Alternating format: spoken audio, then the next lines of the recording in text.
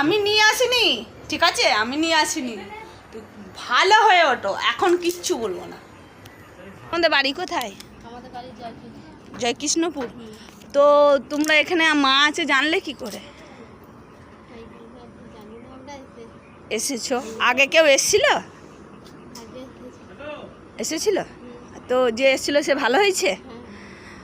ও সে অনেক ঠাকুরবাড়ি দেখিয়েছিল না, অনেক জায়গায় গিয়েছিল।